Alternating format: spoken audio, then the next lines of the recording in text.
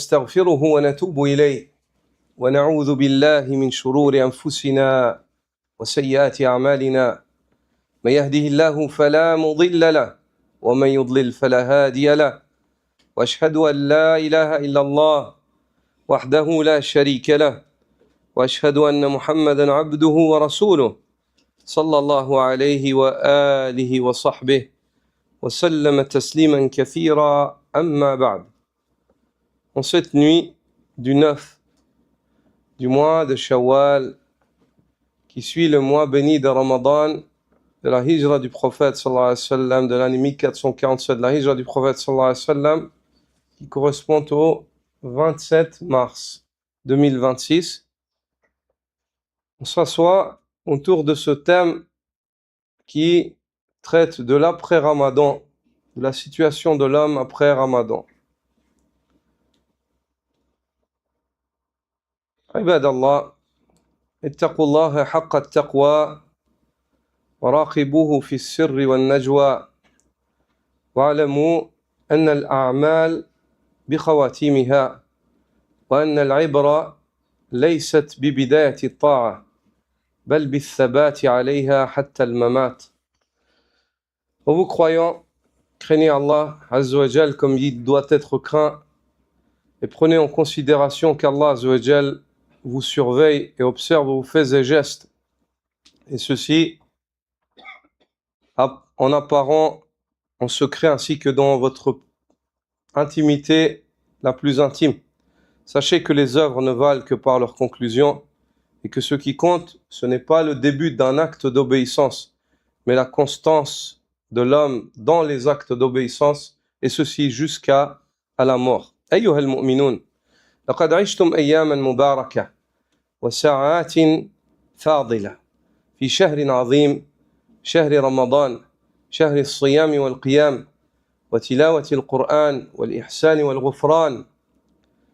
كانت المساجد فيه عامرة والقلوب مقبلة والنفوس خاشعة والعيون دامعة والألسنة ذاكرة والأبدان في طاعة الله مجتهدة.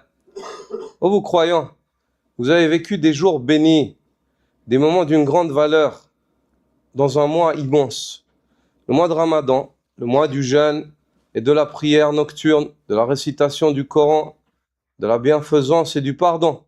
Les mosquées y étaient remplies, les cœurs tournés vers Allah, les âmes empreintes d'humilité, et les yeux baignés de larmes, les langues occupées par l'évocation d'Allah et les corps engagés dans son obéissance. ثم مضى رمضان وانقضى الزمان وبقي السؤال العظيم ماذا بعد رمضان. Puis le mois de Ramadan s'en est allé et le temps qu'Allah Azza wa Jal lui a prescrit s'est écoulé. Et la question qui trottine dans l'esprit du croyant, qu'y a-t-il donc après le Ramadan? Qu'est-ce que l'homme doit faire après le mois de Ramadan? هل نبقى على ما كنا عليه من الطاعة والإقبال? Allons-nous perdurer et persister sur ce sur quoi nous étions pendant le mois de Ramadan, comme acte d'obéissance et comme le fait d'être tourné vers Allah Azza wa Jal? أم ننقلب على أعقابنا فنهجر المساجد ونترك القرآن ونعود إلى ما كنا عليه قبل رمضان? Ou alors, dans le sens contraire, nous allons rétrograder et revenir en arrière, revenir sur ce sur quoi une grande partie d'entre nous étions avant le mois de Ramadan. Le fait de tourner le dos aux mosquées, de négliger, de délaisser le Coran, de retourner à ce sur quoi nous étions avant le mois de Ramadan comme insouciance. وقد حذركم الله من هذا المسلك الخطير فلا تكونوا ممن يسمع ولا يعتبر. C'est la dernière fois, Inch'Allah. T'es un homme, je te fais confiance, Inch'Allah. D'accord? Ou bien alors, نكون من الذين يسمعون ولا يعتبرون الذين قال الله عز وجل وقد حذرنا وهو الصادق في قوله ولا تكونوا كالتي نقضت غزلها من بعد قوة أنكاثا. Ou alors, nous allons être de ceux qu'Allah Azza wa Jal a avertis, ceux au sujet desquels il nous dit dans le Coran: ne soyez pas comme l'exemple de celles qui défait sa quenouille, qui défaisait le fil de laine qu'elle tissait solidement. Après l'avoir solidement tissé, elle le détruisait. Allah Azza wa Jal nous a avertis contre le fait d'être ainsi, le fait de bâtir avec difficulté puis de détruire ce que nous avons nous-mêmes bâti. أيها المؤمنون هذه قصة امرأة أعدت خامات غزلها وبدأت بجد واجتهاد تغزل خيوطها بإحكام فظلت تجتهد طول النهار حتى انتجت غزلا قويا يسر الناظرين ثم إذا بها في آخر النهار تنقضه أنكاثا فتفسده بعد إحكامه ثم تعود إلى غزله ونقضه مرة أخرى. هذا مثال مصور لمن يرجع إلى ما كان عليه في الشر من الشر قبل رمضان إذا انقضى الشهر وانصرف. فإن الذين يحسنون في رمضان ثم إذا انقضى عادوا إلى سيرتهم الأولى من الفسوق والعصيان هم كمن يغزل طول النهار ثم ينقض غزله في آخره. إنهم يعبدون رمضان ولا يعبدون رب رمضان ومن كان يعبد رمضان فإن رمضان ينقضي ومن كان يعبد الله فإن الله حي لا يموت. Serviteurs d'Allah, il s'agit ici, dans ce verset dans lequel Allah Azza wa Jal nous avertit, il s'agit de l'exemple d'une femme mécoise qui était atteinte de folie. Allah Azza wa Jal évoque aux Mécois et aux Arabes de cette époque le récit de cette femme folle. Sa folie a atteint un degré où elle prépare sa laine, elle tisse avec sérieux, application les fils, avec précision, elle se donne de la peine, persévère toute la journée au soleil, puis jusqu'à produire un tissage solide qui réjouit le regard. Quand il regardait les gens, il disait « Masha'Allah, quel travail, quel effort elle a fait ». Et ça, c'était une femme qui existait à Mecca. Elle était connue. C'est-à-dire c'est une personne réelle. Allah Azza wa Jal l'a prise en exemple pour t'avertir contre ce principe, qui est le fait de bâtir avec difficulté et de détruire toi-même ce que tu as bâti. Cette femme atteinte de folie, elle tissait cela, elle préparait son fil. Lorsque elle avait préparé un tissage, elle a produit un tissage qui réjouissait les regards des gens, ils s'étonnaient de son effort. Soudain, à la fin de la journée, elle commençait à tout défaire.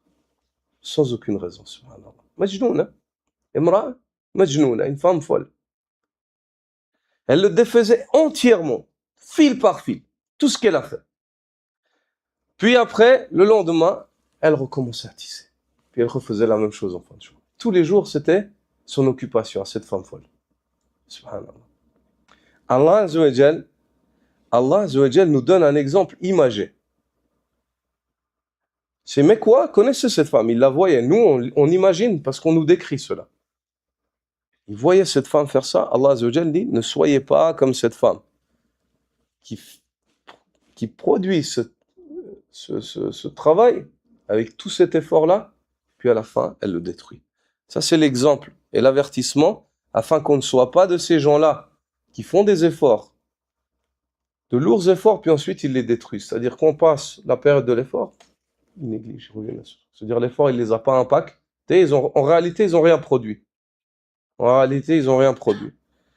D'où le prophète sallallahu alayhi wa sallam qui dit « Rubba sa'im hadhun min siyamihi al-ju' wal-'atash » Il se peut qu'un jeûneur n'ait obtenu de son jeûne que la faim et la soif.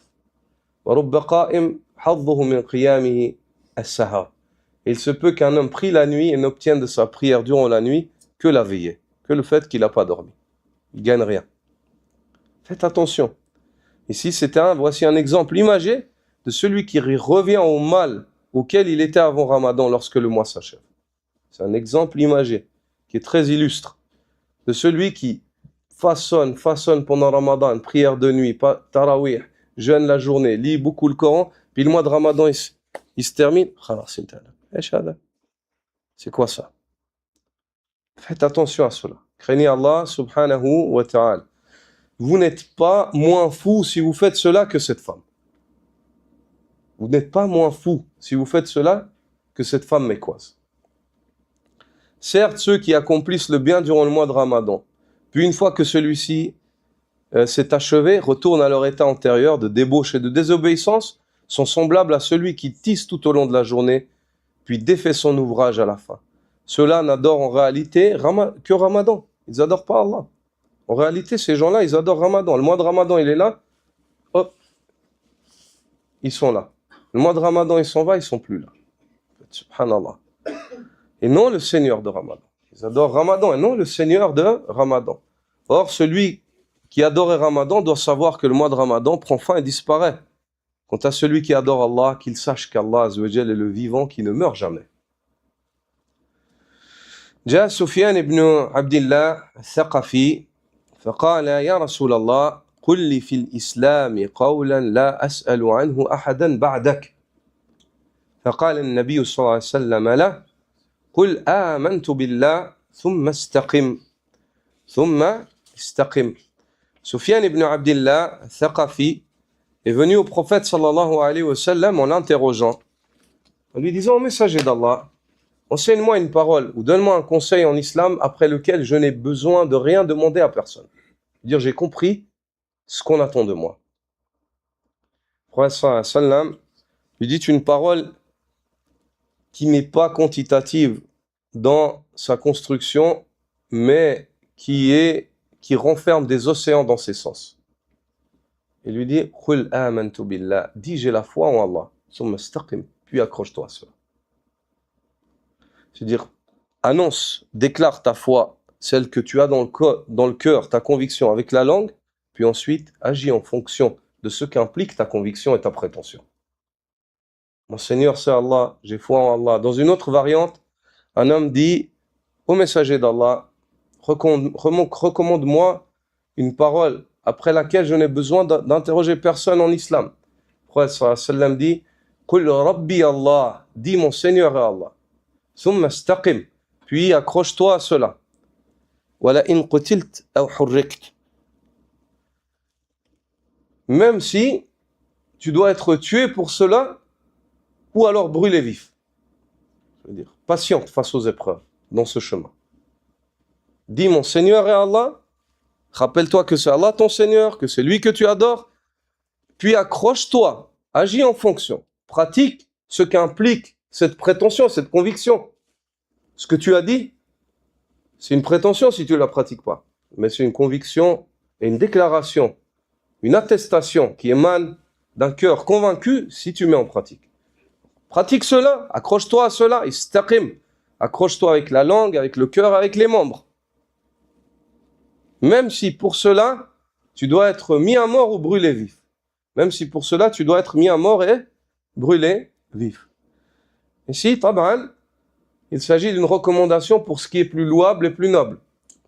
Car en réalité, si une personne est menacée concrètement dans sa vie et qu'on lui impose par exemple de mécroire, il a le droit en islam. Allah Azza wa Jal dit: Illa man ukriha wa qalbuhu mutma'innun bil iman. Si ce n'est celui qui déclare la mécréance par contrainte alors que son cœur est plein de foi. On le contraint. C'est arrivé à des compagnons du prophète, on les a torturés pour qu'ils insultent Allah et son prophète. Un des compagnons a dit: Ya Rasulallah, les polythéistes m'ont châtié jusqu'à ce qu'ils me poussent à dire sur toi ceci et des choses dont je déteste, je répugne. Il ne l'a pas évoqué. Le prophète sallam, il a dit: In'adu fa'ud. Il a souri, il a dit: s'ils reviennent vers toi, il a dit: empresse-toi de dire, dis ce qu'ils t'ont dit et rajoute même s'il faut. C'est-à-dire afin que l'homme ne soit pas nui dans son corps, car c'est une épreuve, c'est éprouvant.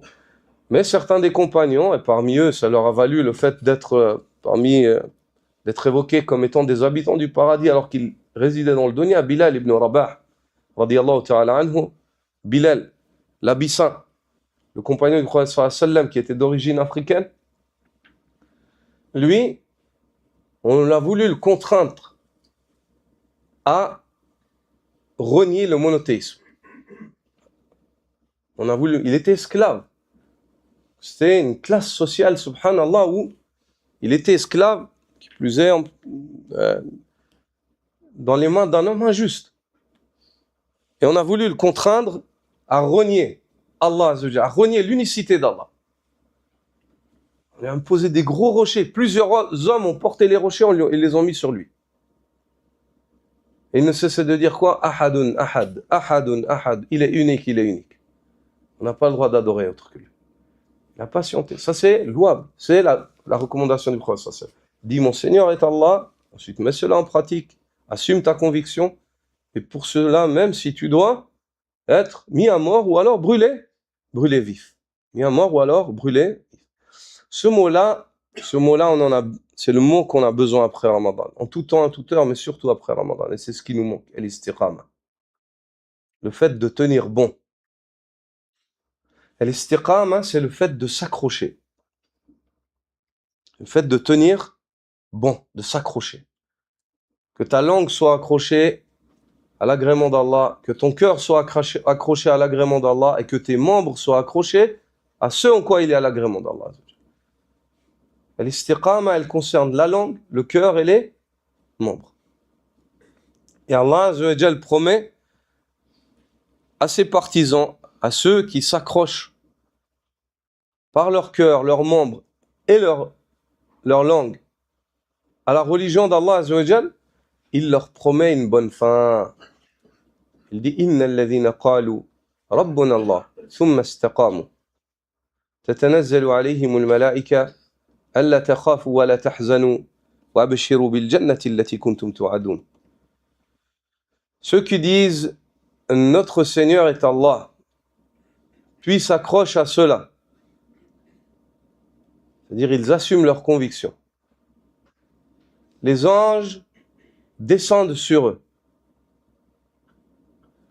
Il s'agit ici d'une information de ce qui va se produire au moment de la mort. Tatanazzalu alayhimul malaika au moment de la mort. Quand vient l'ange de la mort pour ôter ton âme, l'homme il a peur. Tu vois qu'il se passe des choses, les gens autour de toi ils voient pas ce que toi tu vois. بطبيعة الحال يعني يصيب المرء القلق. C'est humain. L'être humain il s'inquiète, il sait pas ce qui va se passer avec lui. À ce moment-là, Allah Azza wa Jal fait descendre les malaïkas sur ceux qui ont dit mon Seigneur est Allah dans la vie et qui ont assumé cette déclaration, ils l'ont assumé avec le cœur, les membres et la langue. Ils ont réalisé cela. Ce n'était pas une prétention, c'était une conviction, une déclaration, une attestation. Allah Azza wa Jal fait descendre les malaïkas. Les anges d'Allah Azza wa Jal viennent et le rassurent. La takhaf, la tahzan. N'aie pas peur. Ne t'attriste pas. N'aie pas peur pour ce qui va se passer. Ne t'attriste pas pour ce que tu es en train de laisser. La takhaf.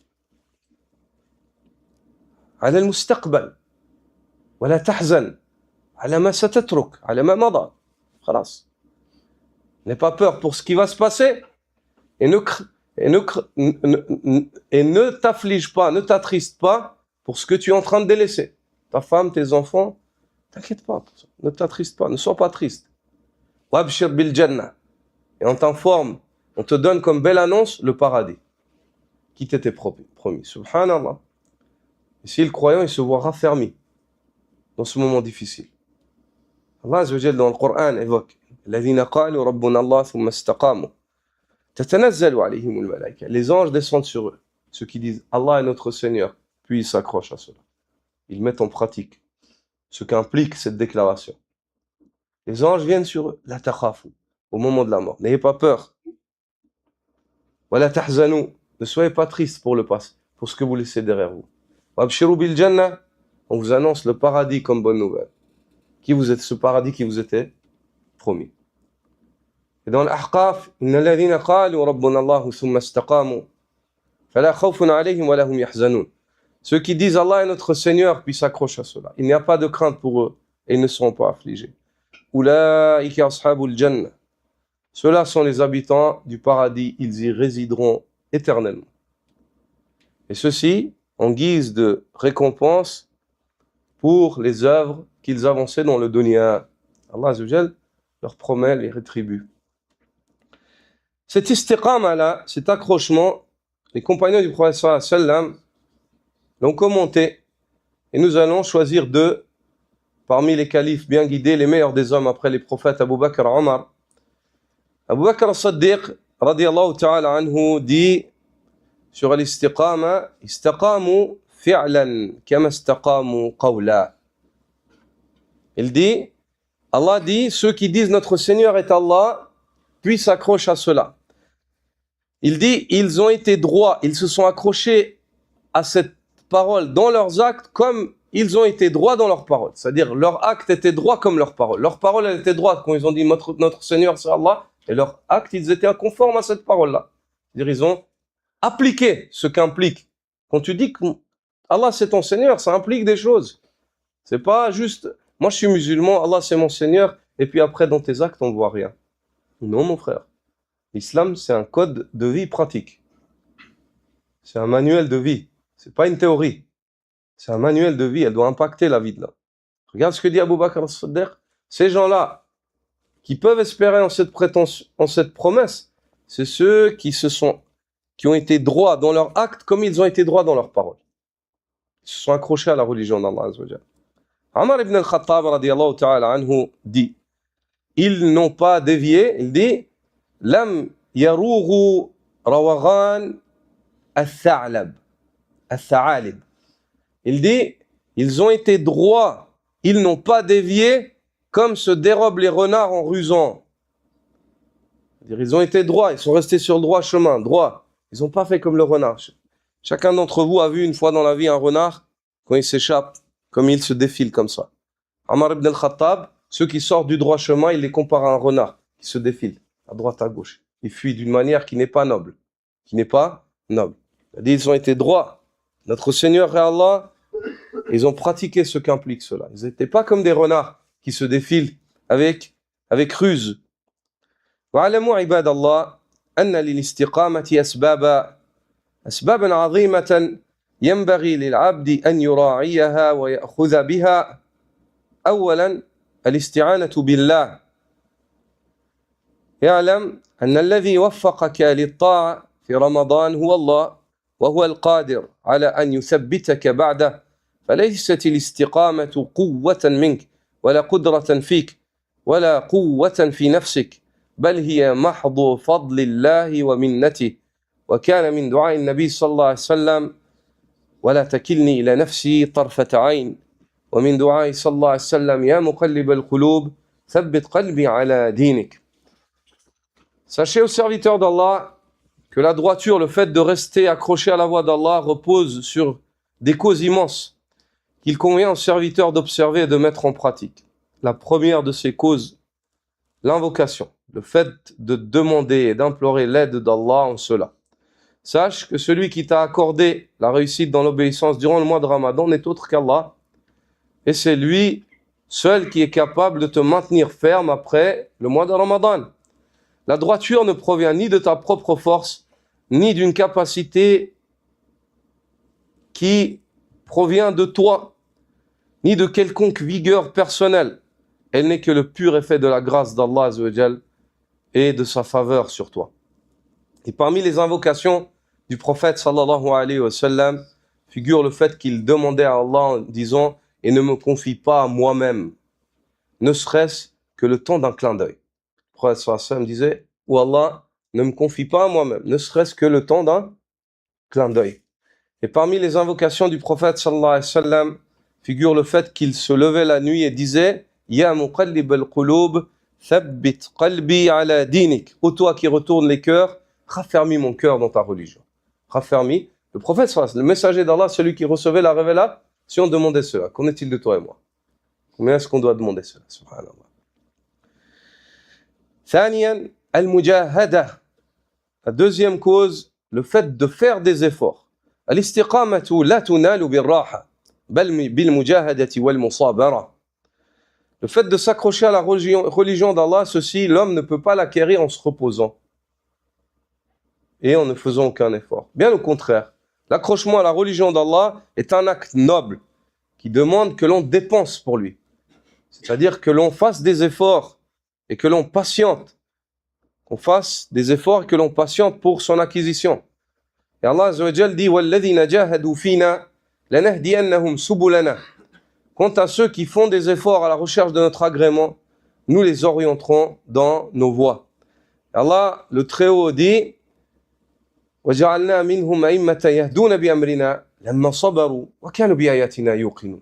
Et nous fîmes d'eux des imams, des guides qui guidaient par notre ordre lorsque ils se sont montrés patients et étaient convaincus en aussi. C'est-à-dire, tu dois patienter, il faut faire l'effort. Tu ne peux pas atteindre la noblesse. La noblesse, elle a un prix en islam. Tu ne peux pas atteindre la noblesse avec aisance. Il faut dépenser. Il faut dépenser.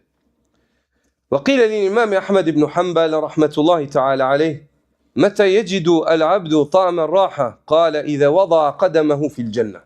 Il a été dit à l'imam de la sunna, l'imam Ahmed ibn Hanbal, quand est-ce que l'homme goûtera au réel goût du repos? Il a dit lorsque son pied se pose au paradis. Lorsque son pied se pose au paradis. Il est dit que l'imam Shafi'i rahmatullahi ta'ala alayhi a dit لا ينبغي للرجل ذي المروءة أن يجد طعم الراحة فإنما هو في هذه الحياة الدنيا في نصب حتى يلقى الله. L'imam Shafi'i, quant à lui, a dit il ne convient pas à un homme digne ou un homme noble de goûter au repos dans cette vie, car celle-ci n'est qu'effort et peine jusqu'à ce qu'il rencontre Allah. Un homme digne et noble, il goûte pas au repos dans cette vie, car cette vie, elle est que peine, elle est qu'effort et peine. Effort, c'est-à-dire même s'il n'est pas éprouvé par des choses, l'homme qui est noble, il s'efforce pour plaire à Allah Azza wa Jal. Donc il ne laisse pas son être tranquille. Il va déranger sa propre personne. Ça, c'est l'effort. Et les peines, ça veut dire, quoi qu'il en soit, dans ce bas monde, on va être éprouvé, les prophètes, ils ont été éprouvés. Donc cette vie, l'homme, il se balade entre l'effort et la peine. L'effort, c'est la reconnaissance, et la peine, elle demande de la patience. Entre ces deux-là, il y a le paradis. Entre ces deux-là, il y a le Jannah. Ou le shukr, ou le sabr. Ou le shukr, ou le sabr. L'imam Shafi'i ici nous enseigne que un homme digne et un homme qui est réellement noble en matière de foi, il ne goûte pas le repos. Car quand tout va bien, il se dérange lui-même, il s'efforce pour plaire à Allah Azza wa Jal. Même si tout va bien, il ne se laisse pas tromper. Il se réveille la nuit, il jeûne la journée, il lit le Coran, comme vous. Vous avez quitté vos maisons, vous êtes assis en train d'écouter un cours, vous êtes fatigué. Ça, c'est pourquoi vous êtes pour Allah Azza wa Jal, parce que vous êtes convaincu qu'il y a la baraka, il y a le khayr. Allah Azza wa Jal fait descendre as-sakina, la quiétude, dans des assises comme ça. Vous êtes convaincu de cela. Ne fais pas craquer tes doigts. Donc vous êtes convaincu de tout cela. Subhanallah. Ceci, c'est des efforts que vous faites pour plaire à Allah. Vous auriez pu être tranquille dans vos maisons en train de vous reposer. Mais non, vous avez choisi cela. C'est un effort. Et quoi qu'il en soit, des fois, l'être humain ne choisit pas. Et c'est là, le décret d'Allah Azza wa Jal universel veut que les hommes soient éprouvés. Les prophètes ont été éprouvés. Donc lorsque tu es éprouvé, ça fait partie du principe de ce bas monde. Donc ça te dérange dans le repos et dans le bien-être. Le vrai repos et le repos absolu, c'est le repos éternel, le repos au paradis. Comme l'a dit l'imam Ahmed. Donc ces deux paroles de ces deux imams-là se complètent. L'homme, quand est-ce qu'il trouve le vrai repos? Quand son pied se pose au Jannah. Quand il est au paradis, de là où a émigré son père Adam, alayhi salam, quand il revient dans sa terre initiale, à ce moment-là, il se repose. Il dit, alhamdoulilah, je suis chez moi. C'est de là où mon père est parti, j'y suis revenu. C'est de là où mon père est parti, je suis revenu dans mon watan, dans ma terre initiale. Wa'alam, أن الله لا يمن عليك بالاستقامة ولا يذيقك حلاوتها ولا يبلغك ثوابها إلا إذا صبرت عليها وثابرت وجاهدت نفسك فيها حتى تبلغها. Et sache qu'Allah Azza wa Jal ne t'accorde pas la droiture et ne te fait pas goûter à sa douceur et ne te fait pas atteindre sa récompense, si ce n'est lorsque tu fais preuve de patience, de persévérance et que tu luttes contre toi-même jusqu'à y parvenir.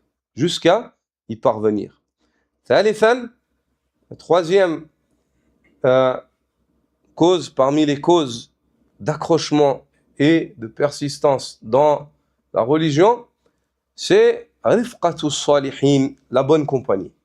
C'est le fait de bien s'entourer, de s'entourer de personnes vertueuses.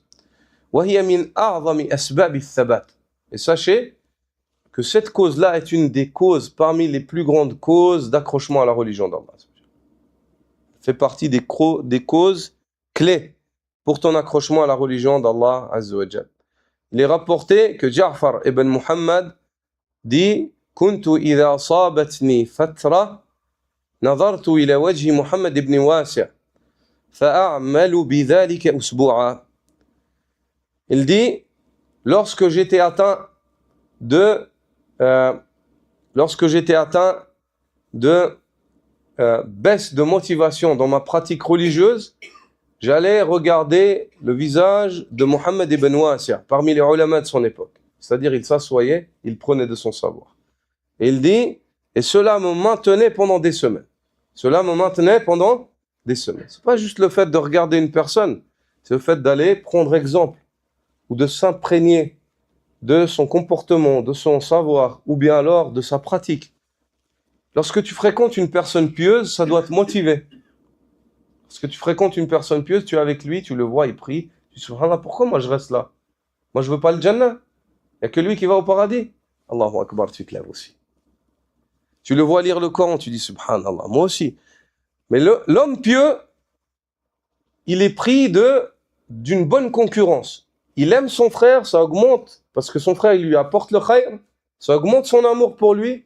Il invoque Allah Azza wa Jal pour qu'il le bénisse. Il dit, Allahumma barik li akhi fima ataytala. Wallah, bénis mon frère dans ce que tu lui as accordé, augmente. Mais ça le motive à agir. Parce qu'il n'est pas pervers, il est saint dans son cœur. Mais l'homme pervers, ما في كلام أثناء الدرس يا شيخ. يعني لا يجوز هذا يخالف الأدب ما يفعل. L'homme pervers, lorsqu'il voit cela, ça augmente sa jalousie. Et il est bloqué. Ça le bloque. Pourquoi lui il a ça? Il n'a pas envie de voir ça chez les autres, mais il n'a pas envie de faire l'effort lui pour faire, alors que c'est gratuit. Mais il est tordu. Et tant qu'il n'a pas dépoussiéré son cœur des ténèbres, du hasad, de la jalousie, Allah Azza wa Jal ne lui accordera pas. Allah ne lui accordera pas, car Allah il est juste. Subhanallah. Allah il est juste. Une personne qui porte un pu comme la jalousie dans son cœur et une ténèbre comme ça, il n'a pas compris, il n'a pas compris qui c'est Allah. Il n'a pas compris qui c'est Allah Azza wa Jal. Et jusqu'au jour où il se débarrasse de cela, de cette ténèbre, il ne peut pas trouver la lumière. Le poète dit La kulli man bata li hasidan atadri liman asa'ta al-adaba asa'ta ila Allah fi hukmihi كأنك لا ترضى لي ما وهب فكان جزاءك أن قد زادني وسد دونك باب الطلب. Dis à celui qui passe ses nuits à me jalouser, sais-tu envers qui tu t'es montré mal éduqué? Tu t'es montré mal éduqué envers Allah dans son décret. Comme si ce qu'il m'a accordé, tu ne l'avais pas agréé. Ta rétribution sera que tu verras Allah Azza wa Jal sur moi ses bienfaits augmenter. Et face à tes demandes, les portes de l'acceptation seront fermées. Lorsque tu demanderas à Allah, tant que tu es dans cet état d'esprit, tu n'es pas dans un état d'esprit où Allah t'agrée. Allah, il n'agrée pas une personne qui n'agrée pas ce qu'Allah a décidé. Allah, il n'agrée pas une personne qui n'est pas d'accord. Une personne qui jalouse, c'est comme s'il dit avec son cœur à Allah, pourquoi tu as donné ça à lui? Il ressemble à Iblis, subhanallah. Il a le caractère d'Iblis. C'est ce que Iblis a fait avec Adam.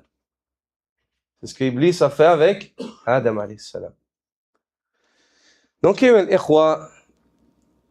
ici, ce alim Muhammad ibn Ja'far ibn Muhammad, lui-même, un homme de vertu et de science, il nous dit quand j'étais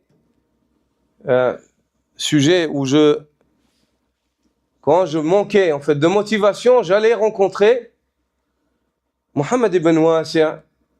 Quand je le voyais, ça me motivait. Pendant quelques semaines, j'étais motivé dans l'obéissance d'Allah subhanahu wa ta'ala. Et le prophète sallallahu alayhi wa sallam, dans le hadith de Abu Sa'id al-Khudri, dit « La tusahib illa mu'mina » ne fait en sorte que de n'accompagner qu'un croyant. Ça veut dire, il n'a pas dit un musulman. Il n'a pas dit un musulman dans le hadith. Notez. Quelle est la différence?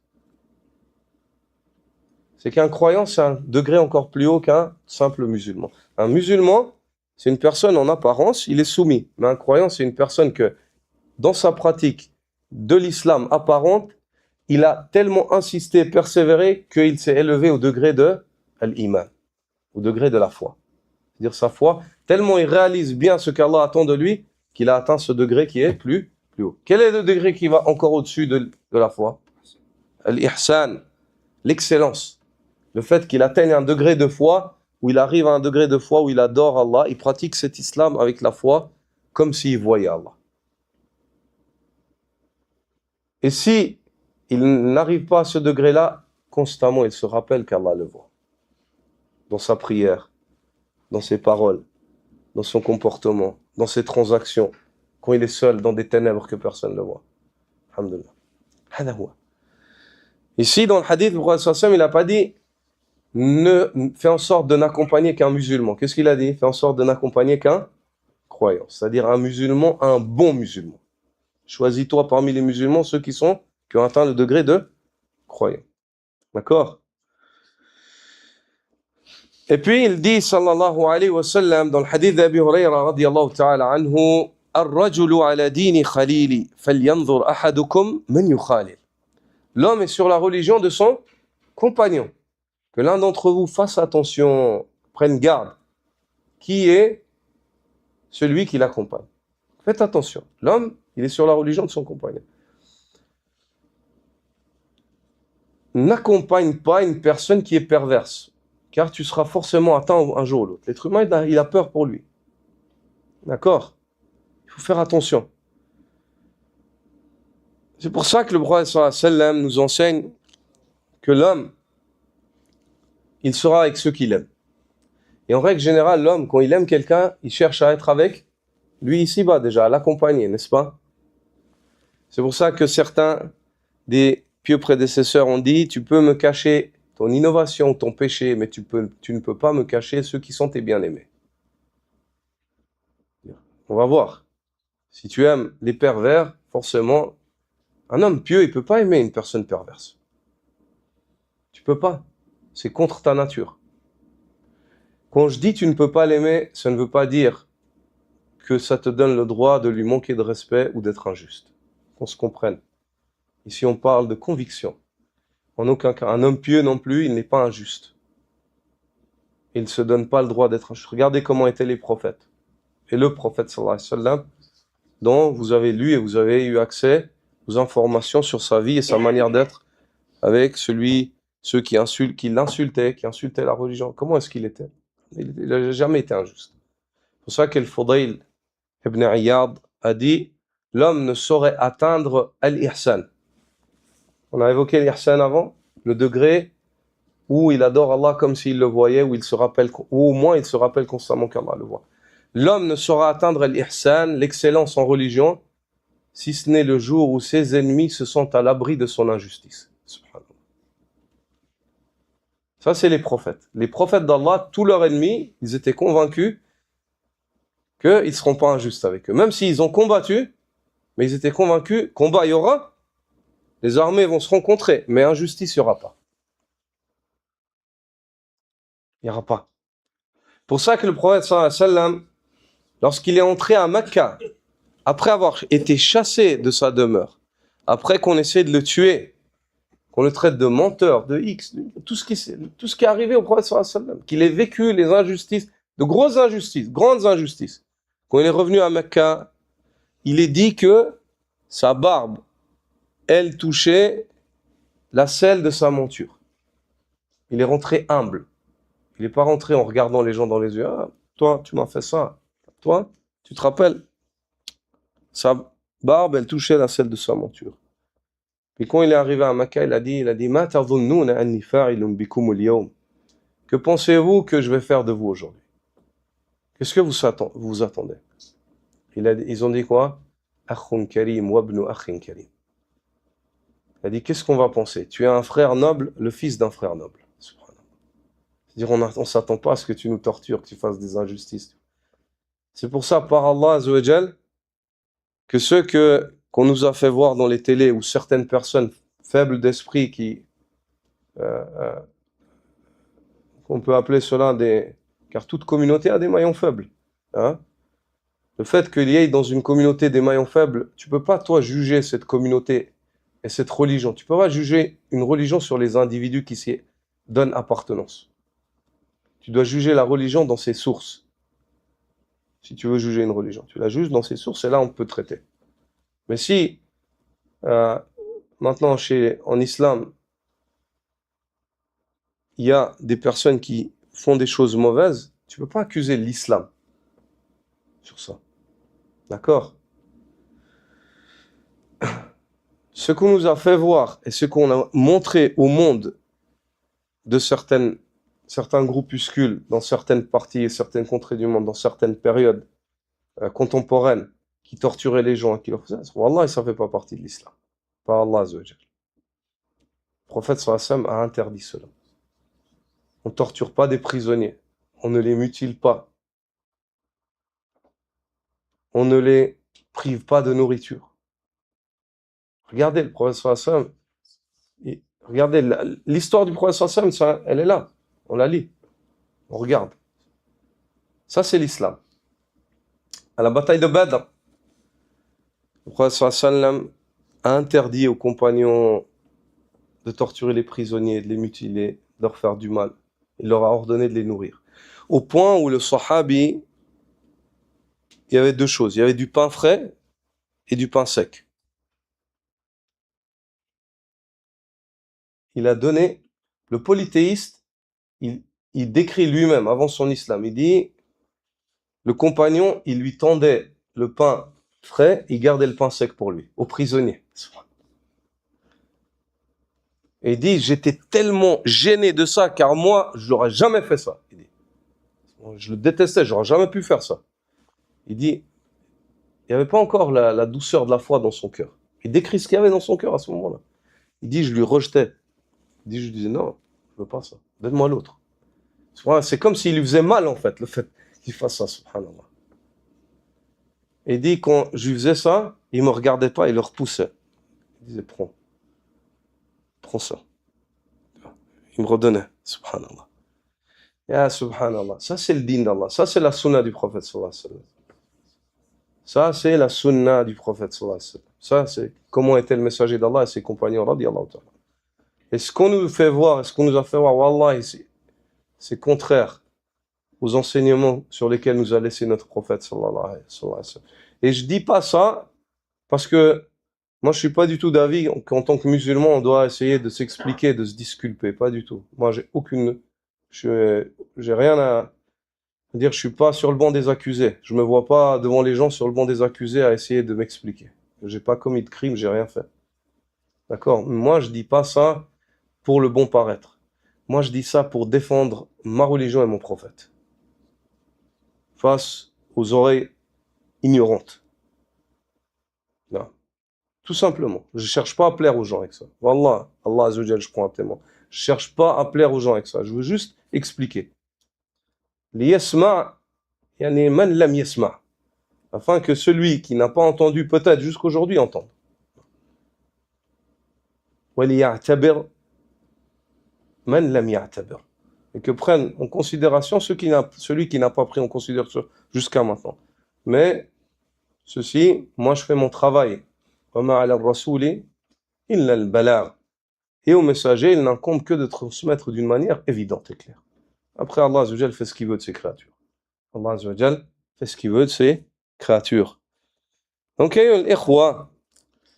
c'est très important d'accompagner et d'être en compagnie de gens vertueux, même si tu n'as pas leur degré. Même si tu n'as pas leur degré. Pourquoi est-ce qu'on est parti sur ça? Parce qu'on a dit que tu peux pas aimer une personne qui est perverse, même si elle est musulmane. Tu vas pas pouvoir en fait avoir de l'affection pour elle. Tu vas être juste, droit, mais tu peux pas. Ton cœur, il peut pas. Même si c'est une personne qui t'est proche. Si ton cœur, il est imprégné par la foi, tu peux pas, t'arrives pas. Ou alors, tu vas le voir, quand tu vois du khayr chez lui, tac, ça va. Le capteur de l'amour, il va se réveiller avec ce que lui, il a fait surgir de khayr. Et dès que tu vois du char chez lui, hop, le capteur de l'amour, il va s'éteindre. Ça s'appelle al-wala ou al-bara. L'alliance et le désaveu. Ça s'appelle l'alliance et le désaveu. Et l'alliance et le désaveu, elle n'est pas qu'avec la mécréance, elle est aussi avec le péché, avec l'innovation, avec tout ce que Allah n'aime pas. Et ce que Allah n'aime pas, c'est de trois choses. La mécréance, le shirk, rentre dedans le shirk majeur, le polythéisme majeur, l'hypocrisie majeure, ce qui te fait sortir de la religion. La deuxième, l'innovation. Et la troisième, les péchés. Grand, en premier lieu, et petit ensuite. Et le croyant se désavoue de cela. Ces choses-là, dès qu'il les voit, son cœur y réagit. Son amour pour Allah le pousse à aimer ce qui est contraire à ce que Allah déteste. Et à détester ce que Allah déteste. Ce que son Seigneur, son Créateur, n'aime pas. Et l'homme, il est avec ceux qu'il aime. Le prophète sallallahu alayhi wa sallam, dans le hadith d'Abu Moussa al-Ash'ari, al-Muttafaqi alayh, dit « Al-mar'u ma'a man ahab ». L'homme, il a dit, le prophète sallallahu alayhi wa sallam a dit, l'homme sera avec ceux qu'il a aimés. L'homme sera avec ceux qu'il a aimés. Par conséquent, l'homme, dans ce bas monde, il est déjà avec ceux qu'il aime parce qu'il les fréquente. Quand tu aimes des gens, tu les fréquentes. Et le prophète sallallahu alayhi wa sallam, dans un hadith rapporté par Abu Moussa al-Ash'ari toujours, dit « Mathalul jalisi salih wal jalisi sou kamathali sahibil misk wa kir al-haddad » Il dit « La ya'damuka min sahibil miski imma tashtari أو تجد ريحه وكير الحداد يحرق بدنك أو ثوبك أو تجد منه ريحا خبيثة. Le prophète sallallahu alayhi wa sallam dit l'exemple du bon compagnon et du mauvais compagnon est comme l'exemple du vendeur de parfums prestigieux et du forgeron. Il dit le vendeur de parfums, en le fréquentant, tu ne saurais te prémunir de deux situations. Ou bien tu achètes du parfum de lui, tellement ça te plaît, tu commences à en prendre de lui. Ou alors, quoi qu'il en soit, au minimum, tu sentiras des bonnes odeurs en étant en sa compagnie. Regarde l'exemple que le prophète sallallahu alayhi wa sallam donne. Il dit, quant au forgeron,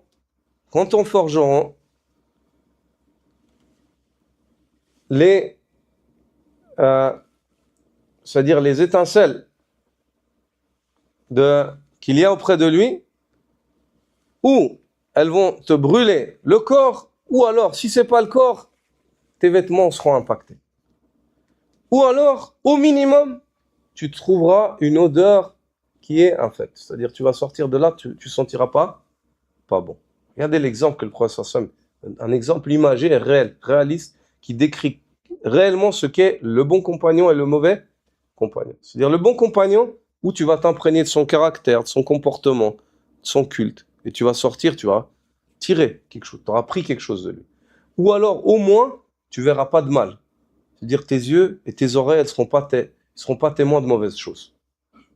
Le mauvais compagnon, le contraire, ya akhi, où tu seras brûlé direct dans ton corps, ou alors un peu plus loin, tu seras un peu préservé, mais quand même atteint dans tes vêtements, ou alors tu seras atteint dans ta réputation, tes vêtements ils vont sortir la même odeur que lui, même si tu n'as pas touché à son travail.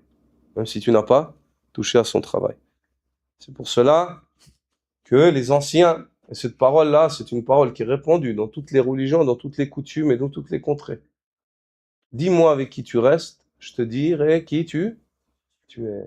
Si tu fréquentes des voleurs, les gens ils vont dire, bah, c'est un voleur, même si tu es pas un voleur en réalité. C'est la réputation que tu auras, Yahya. Tu restes avec des fornicateurs, les gens ils vont dire c'est un fornicateur. Avec des dealers, les gens ils vont dire c'est un dealer. Parce que c'est tes compagnons. En fait, tu as été impacté par la mauvaise odeur qu'il y avait auprès de ces forgerons-là. Auprès de ces forgerons-là, à force de les avoir fréquentés. Quelle heure est-il? Inch'Allah, on arrête là pour aujourd'hui et on continuera la semaine prochaine. سبحانك اللهم وبحمدك أشهد أن لا إله إلا أنت أستغفرك وأتوب إليك. أنتم في جزاكم الله